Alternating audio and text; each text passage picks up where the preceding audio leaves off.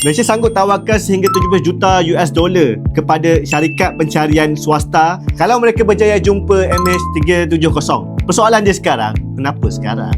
Misi besar terakhir cari MH370 ni berlaku pada tahun 2018 dan penting untuk kita faham satu benda, misi tu bukan gagal sebab Malaysia berhenti mencari. Dia gagal sebab pada waktu tu teknologi memang belum cukup kuat untuk imbas kawasan laut yang paling dalam dan paling ganas di Lautan Hindi. Sebahagian besar dasar laut kawasan tu lebih dalam daripada Gunung Everest. Penuh dengan rabung tajam dan gaung yang curam, yang sonar generasi lama ni memang susah nak baca dengan tepat.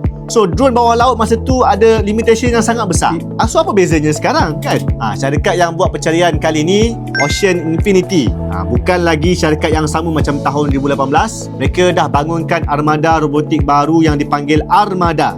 Kenderaan bawah air otonomi ni guna sonar resolusi tinggi dan boleh tahan lebih lama dan juga boleh masuk kawasan curam yang dulu langsung tak boleh diimbas. So ini bukan lagi teori. Ocean Infinity sendiri sahkan teknologi di naik taraf ni akan digunakan dalam misi tahun 2025 dan yang paling penting kawasan pencarian sekarang jauh lebih kecil. So bertahun-tahun saintis berhalusi model hanyutan, analisis semua isyarat satelit dan kecilkan zon kemungkinan tinggi. Misi baru ni akan berlangsung 55 hari dan fokus tepat pada kawasan tersebut. Persoalan besar, kenapa masih cari? Ada orang tanya jugalah, kenapa Malaysia masih mahu cari MH370 ni lepas sekian lama?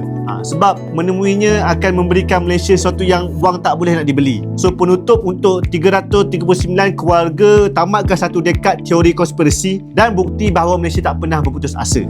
Dan 70 juta dolar Amerika tu, itu kontrak berdasarkan hasil. Malaysia tak bayar sesen pun kan? Kalau bangkai pesawat tak ditemui, tiada hasil dan tiadalah bayaran. Dan ini disahkan oleh Reuters dan AP News dan juga Menteri Pengangkutan sendiri.